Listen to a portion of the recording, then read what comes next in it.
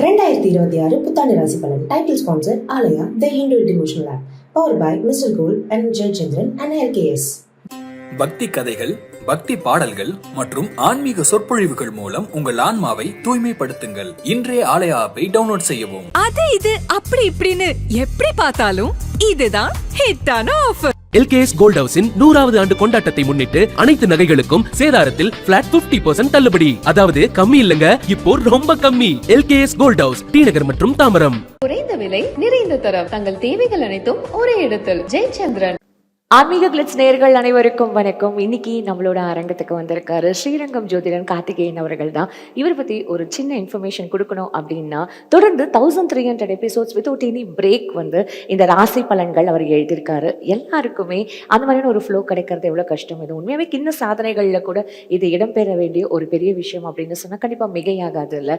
இவர் ஆக்சுவலி ஒரு ஜோதிட பரம்பரையிலேருந்து வந்தவரா, இல்லை ஜோதிட விஷயம் நிறைய தெரிஞ்சவரா அப்படின்னு கேட்டால் அது அவர்கிட்ட தான் நம்ம கேட்கணும். ஆனால் அந்த மாதிரியான ஒரு பிலாங்கிங்ஸ்லேருந்து அவர் வரல. ஆனால் ஏதோ ஒரு உந்துதல்ல அவர் இதை எடுத்து இந்த மாதிரியான தொடர்ந்து ஒரு 1300 எபிசோட்ஸ் வித்வுட் எனி பிரேக் பண்ணுறது அப்படின்றது எவ்வளோ பெரிய ஒரு விஷயம் இல்லைங்க.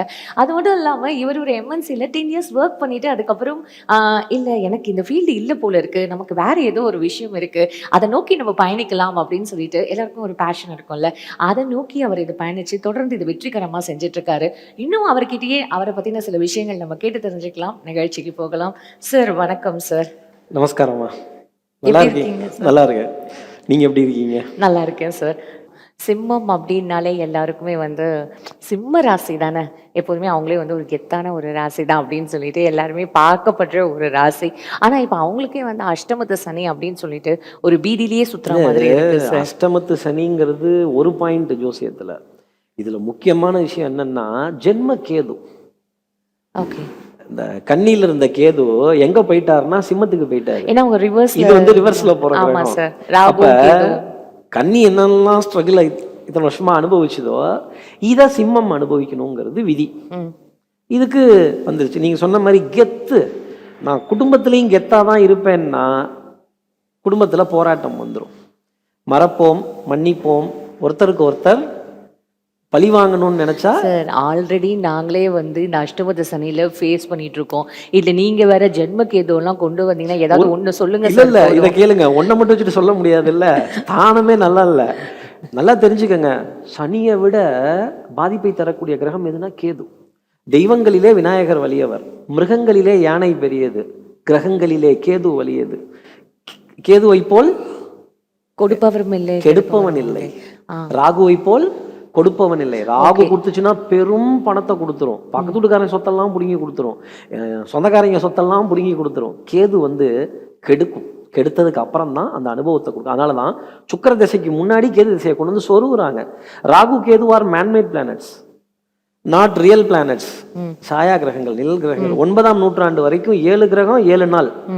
மக்கள் செய்யற பாவம் அதிகமாகுது, மக்கள் வாங்குற சாபம் அதிகமாகுது. சர்ப கிரகம் 2 கொண்டு வரணும்னு ஜோதிட கான்ஃபரன்ஸ் இன்னைக்கெல்லாம் இல்லை, அன்னைக்கே போட்டு குருவுக்கு முன்னாடி ராகுவை கொண்டு வந்து வைக்கிறாங்க. குரு திசை வரதுக்கு முன்னாடி ஒருத்தன் ராகு திசை அனுபவிக்கணும், சுக்கிர திசை அனுபவிக்கிறதுக்கு முன்னாடி ஒருத்தன் அதேதான். திருந்துறது இல்ல, உணர்தல். இந்த உலகம் உனக்கு சொந்தமானதல்ல அப்படிங்கிறத உணர்தல். சிம்மத்துக்கு சேலஞ்சிங்கான லைஃப் ரொம்ப பிடிக்கும். சும்மா வீட்டில் உட்காந்துருப்பாங்க. எய்த்தாப்புல ஒருத்தன் கடை போட்டான்டானா நான் இப்பவே கிளம்புறேன் உடனே. இந்த பார் எய்த்த வீட்டு பையன் உனக்கு போட்டியா படிக்க வந்துட்டானா நான் உடனே படிக்க கிளம்புறேன் அப்படின்னு அப்பதான் இவங்க கிளம்புவாங்க. இந்த சேலஞ்சுங்கிறது சிம்மத்துக்கு ரொம்ப பிடிச்சிக்கிட்டே இருக்கும். ஆனா குடும்பத்துல சேலஞ்சு பண்ணிட்டாங்கன்னா கஷ்டம். பர்ஃபெக்டான ஆண்கள் யாரும் கிடையாது, பர்ஃபெக்டான பெண்கள் யாரும் கிடையாது. இதை புரிஞ்சுக்கிட்டு ஒருவரை ஒருவர் அனுசரித்து மறப்போம், மன்னிப்போம். யாரு? நம்ம கணவர் தானே, யாரு? நம்ம மனைவி தானே. கணவன் செல்லா காசா இருக்கான், சம்பாரிச்சு குடும்பத்துக்கு கொண்டு வந்து கொடுக்க வேணாமா? கொடுத்துட்டா எல்லா ராசியும் ஒரே மாதிரி போயிருமே. இல்ல இது சிம்மம்னு ஒண்ணு இருக்கு இல்ல. இந்த கஷ்டத்தை ஏத்துக்கிறதுக்கு சிம்ம ராசிக்கு மனசு வராது.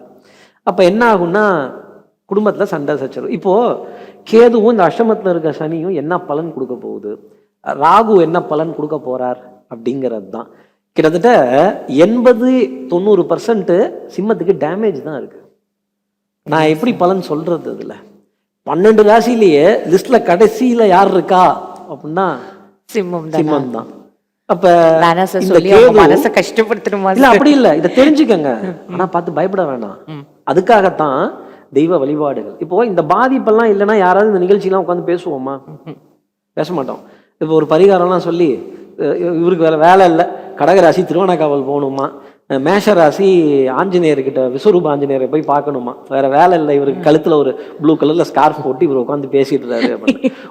ஒரு கம்பெனில இன்டர்வியூ அட்டன் பண்ணும்போது நமக்கு வந்த புரிதல் இது எல்லாத்துக்கும் வரணும். நான் புரிஞ்சுக்கிட்டதை நீ உலகத்துக்கு எடுத்து சொல்றேன். இதுதான், இதனாலதான் ஜோதிடத்தை என்ன சொல்லுவாங்க, குருஸ்தானம்.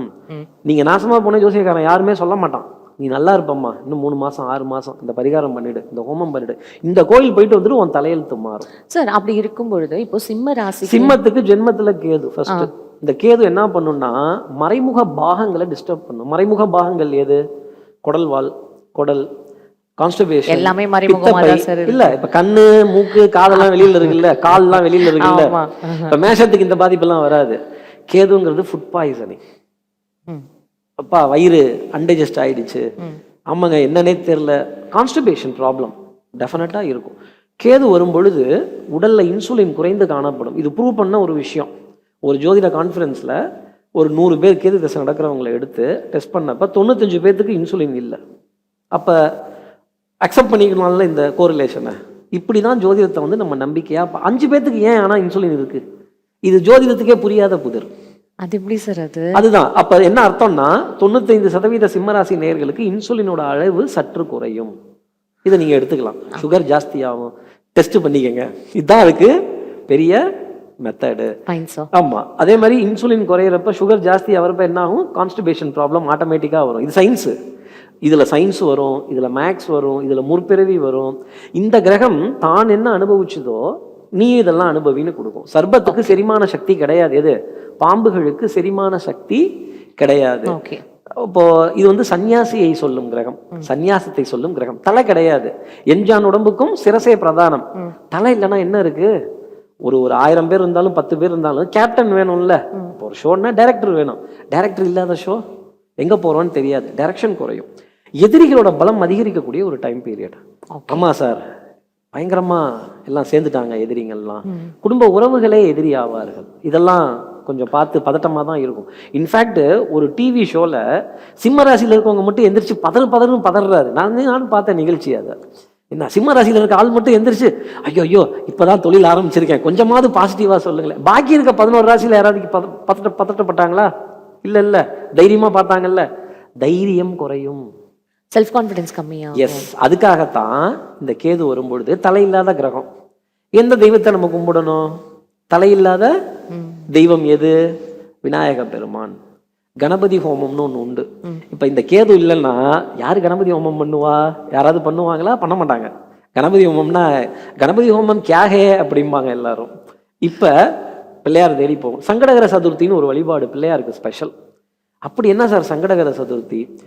சந்திரன் 4ஆம் பேரையே நம்ம பார்க்க கூடாது. பார்த்தா என்ன சொல்லுவாங்கன்னா நாய்ப்படாத பாடும்பாங்க. அந்த பாடு இப்ப சிம்மத்துக்கு கேது கொடுக்க போறாரு. இது சந்திரனோட 4வது பிறை தேய்பிரையில.